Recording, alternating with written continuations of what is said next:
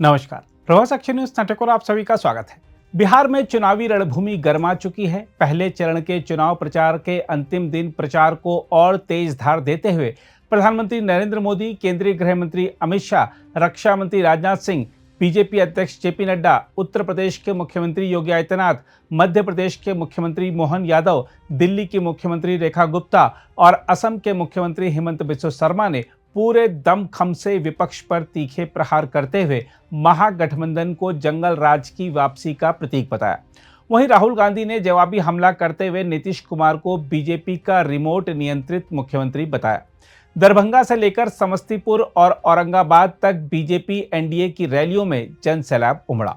प्रधानमंत्री मोदी ने एनडीए की महिला कार्यकर्ताओं से बातचीत में कहा कि इस बार की रैलियों में अभूतपूर्व संख्या में महिलाएं पहुंच रही हैं। मुझे पूरा विश्वास है कि बिहार में एनडीए की प्रचंड जीत होगी। उन्होंने कहा, हमारी माताएं बहनें लालू युग के अत्याचार और असुरक्षा को फिर कभी लौटने नहीं देंगी। उन्होंने महिला कार्यकर्ताओं से अधिक मतदान सुनिश्चित करने का आह्वान किया। उधर केंद्रीय गृह मंत्री अमित शाह ने दरभंगा में गरजते हुए कहा कि 6 नवंबर को अगर जरा सी भी गलती हुई तो हत्या, लूट, अपहरण और वसूली फिर से बिहार की पहचान बन जाएगी। अमित शाह ने जनता से अपील की कि लालू राबड़ी के जंगल राज की वापसी रोकने के लिए कमल का बटन दबाएं। उन्होंने मिथिलांचल के विकास के लिए 26,000 करोड़ रुपए के निवेश की घोषणा करते हुए कहा कि बाढ़ नियंत्रण से लेकर कोसी के पानी से सिंचाई तक अब बिहार आत्मनिर्भर बनेगा। पिपरा वालों, ये जंगल राज फिर से लाना चाहते हो क्या? अरे जोर से बोलो, जरा लाना चाहते हो? भाइयों बहनों, लालू जी का ही जंगल राज, राबड़ी देवी का ही जंगल राज, कपड़े बदलकर, चेहरे बदलकर, भेष बदलकर फिर से आने वाला। अगर 6 तारीख को गलती किया, 6 तारीख को गलती किया तो फिर से 11 तारीख को गलती किया तो फिर से अपहरण, फिरौती, खून और जंगल राज फिर से आएगा। नीतीश बाबू ने 20 साल में जंगल राज को समाप्त किया है। अब समय आया है नीतीश जी और नरेंद्र भाई ने बिहार को पूर्ण विकसित राज्य बनाने का, पूर्ण विकसित राज्य। पहलगांव में हमला हुआ था, मोदी जी ने बिहार की भूमि पर से ही कहा था कि इसका जवाब दिया जाएगा और 20 ही दिन में ऑपरेशन सिंदूर कर पाकिस्तान के घर में घुसकर इसका जवाब मैं आज बताकर जा रहा हूं। आतंकवादियों के सारे समर्थक कान खोलकर सुन लो। अब अगर आतंकवादियों ने गोली चलाई तो गोली का जवाब गोले से दिया जाए। और चंपारण वालों, अब तक तो वो गोला देश के बाहर से आता था, मगर अब पाकिस्तान पर गिरने वाला हर गोला मेरे बिहार में बना हुआ होगा। बिहार में मोदी जी ने इस देश को आतंकवाद से मुक्त किया है और अपने बिहार को नक्सलवाद से मुक्त करने का काम नरेंद्र मोदी जी ने किया है। नरेंद्र मोदी।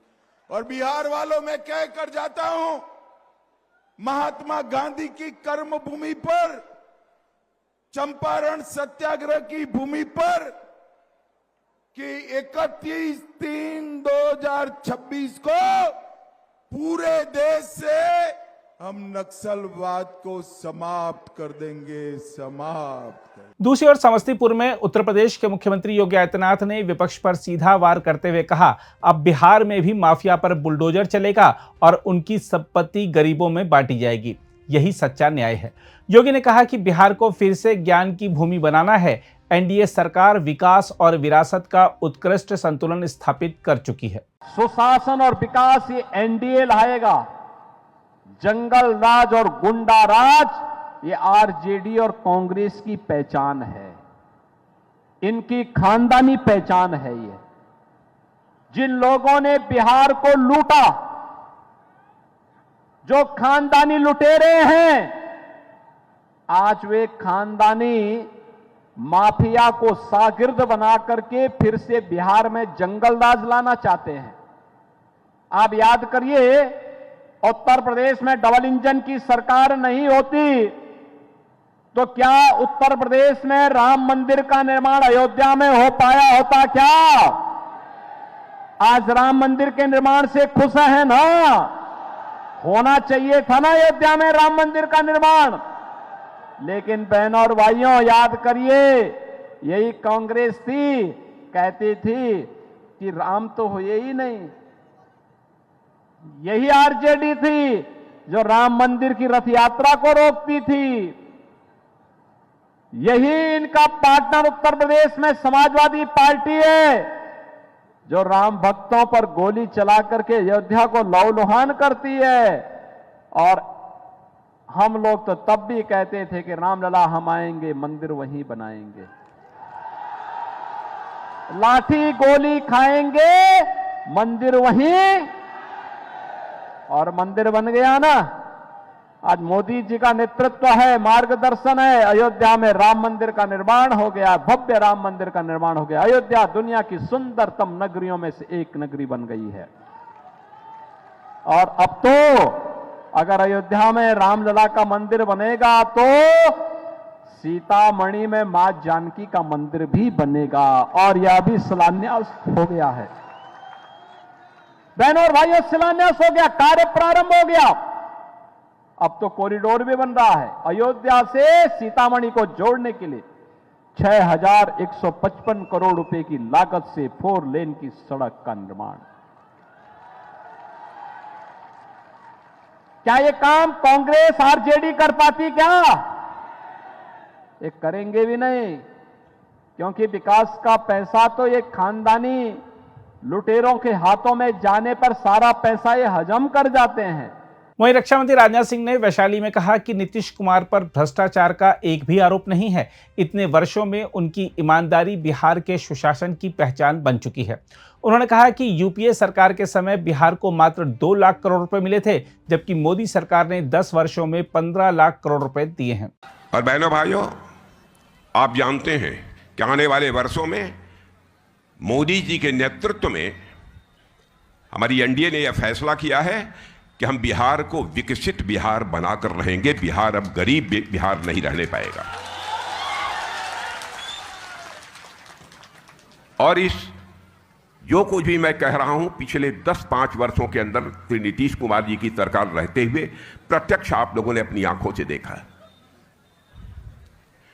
क्या बहनों भाइयों, इसके पहले भी आपने लालू जी की सरकार देखी है, कुछ समय के लिए तेजस्वी यादव की भी सरकार देखी है।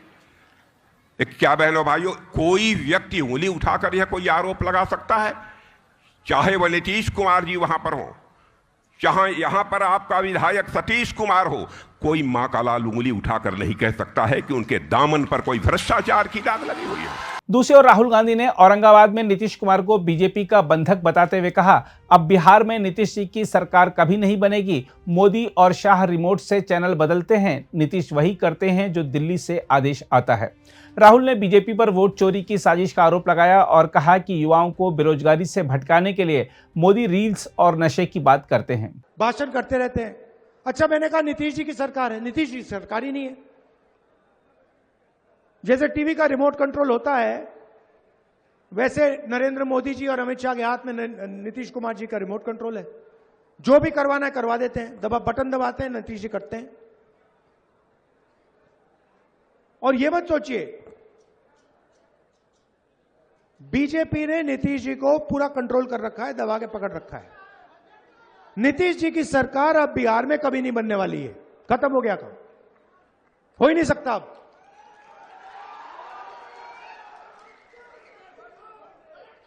तो आप दूर दूर से आए हमारे यहां पे पीसीसी प्रेसिडेंट जी हैं, आइए जरा, राजेश राम जी, ये कांग्रेस पार्टी के बिहार में सबसे सीनियर नेता हैं। इनको आप भारी बहुमत से जिताइए। ये आखिरी बात कहना चाहता हूं, ये संविधान है। हमने वोट चोरी यात्रा, वोट अधिकार यात्रा की, ये लोग वोट चोरी करने की कोशिश करेंगे। इन्होंने महाराष्ट्र में चोरी किया, हरियाणा में किया, कर्नाटक में वोट चोरी की। आपको सतर्क रहना है, पोलिंग बूथ पे ध्यान से रहना है। ये फिर से चोरी करने की कोशिश करेंगे और हमारे कार्यकर्ता और बिहार की जनता इनको रोकेगी। बहरहाल बिहार की सियासत एक बार फिर अपने निर्णायक मोड़ पर है। एक तरफ मोदी शाह योगी राजनाथ का विकास, सुशासन और आस्था का मंत्र है, तो दूसरी ओर राहुल गांधी का वोट चोरी और रिमोट कंट्रोल का आरोप। अब देखना यह है कि 6 नवंबर को जनता किसके बटन पर विश्वास जताती है, कमल पर या जंगल राज की वापसी पर। अगर आप भी लेना चाहते हैं देश दुनिया की तमाम जानकारी तो आज ही सब्सक्राइब करें हमारे चैनल को। साथ ही नीचे दिए बेल आइकन को जरूर दबाएं ताकि हर अपडेट आप तक पहुंच सके।